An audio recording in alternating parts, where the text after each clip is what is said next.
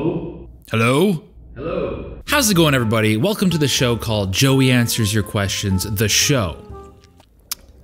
We're gonna answer your questions now, but first, let's see what's on the subreddit. Every time I watch one of Joey's videos, my confidence. This is good. I'm holding up your confidence by the strength of my hand. If you guys haven't seen Squid Game, this is a Squid Game reference, and it is an unbelievable show on Netflix. I'm only 6 episodes deep, 6 out of 9 episodes, but so far I'm loving it. Just a disclaimer though, it's quite violent. A little bit disturbing, but it is nonetheless compelling and good. So I highly recommend watching that. When Joey says to make friends with your subconscious, subconscious. Pretty straightforward meme, gets the job done.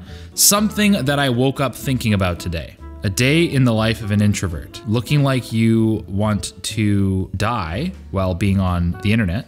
Looking like you're concentrated, being on a laptop, and then looking like you want to die while wearing a hoodie in a dark room.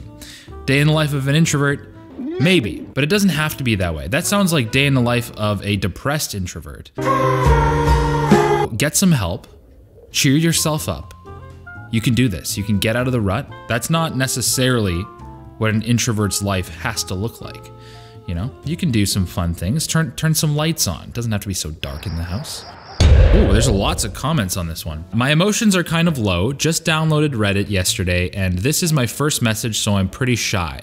I run 15 miles every day to get my serotonin up. I write 3 things that I'm grateful for to make me feel better, but I'm still not satisfied.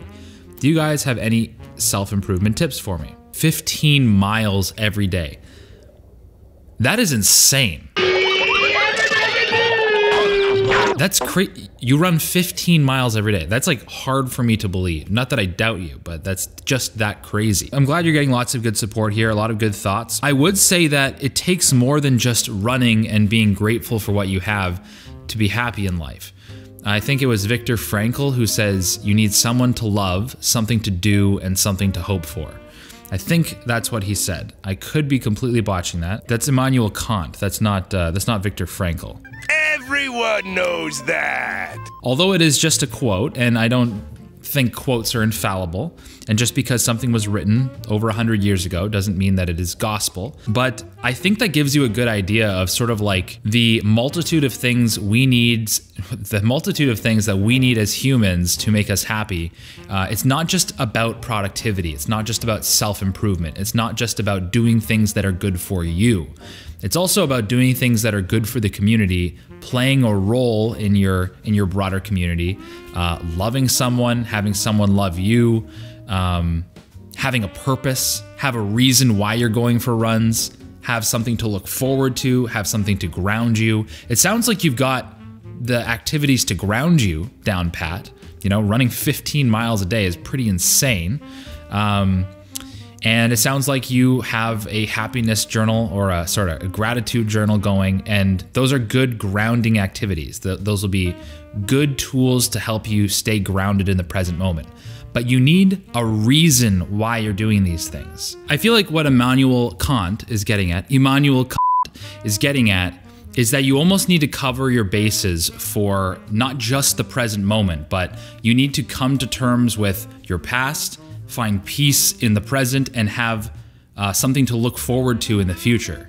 That way your life has context. You feel like you have a direction. You're not just aimlessly improving yourself for no reason, doing things that are supposed to be good for you, and then not really knowing what to do after that.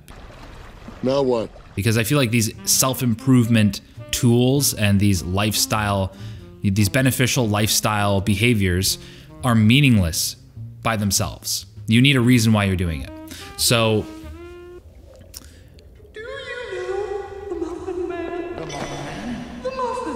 yeah, reflect on that quote, I would say. Someone to love doesn't necessarily mean you need to find a girlfriend or a boyfriend and that will solve all your problems. But I feel like in a broader sense, you are meant to sacrifice yourself for another person or many other people and share life in a communal aspect. Otherwise, it's just empty and lonely. Also, you need something to do. You need something that you're excited about. You need something that you enjoy doing. You know, are you going for a run because it's supposed to be good for you, or are you going because it actually makes you feel good and you enjoy it?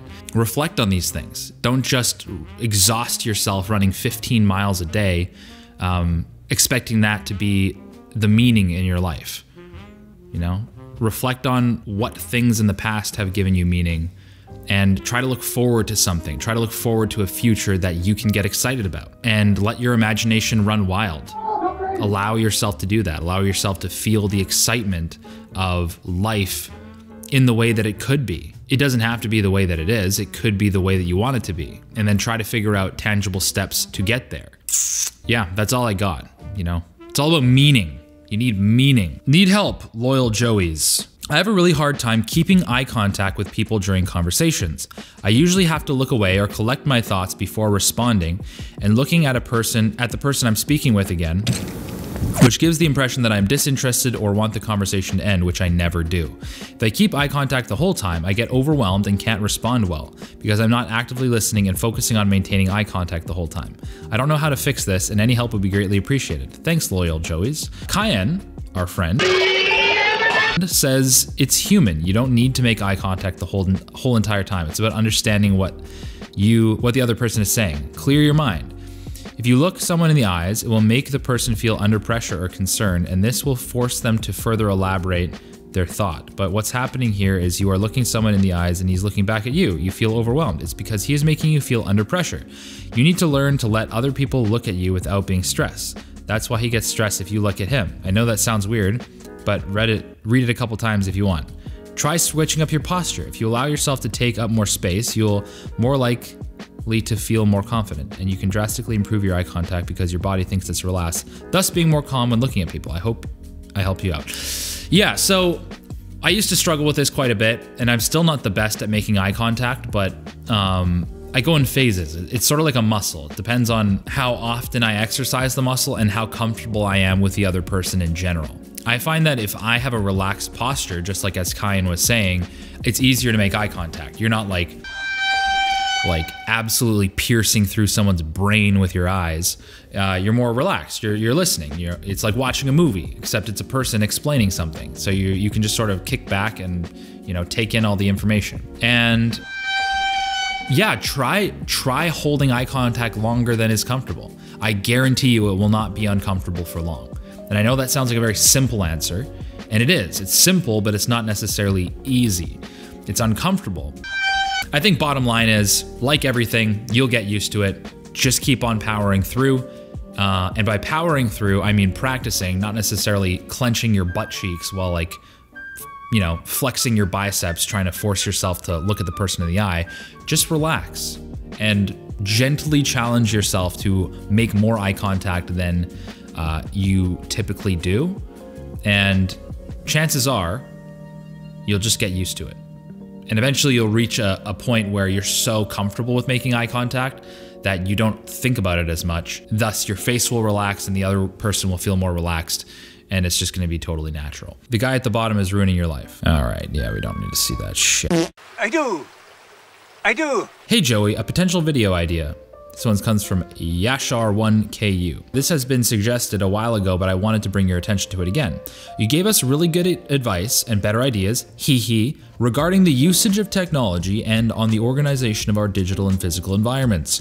Perhaps extending that, you could maybe give suggestions on what you think are actually good tech products and physical items which could be used for more efficient productivity and potential time saving.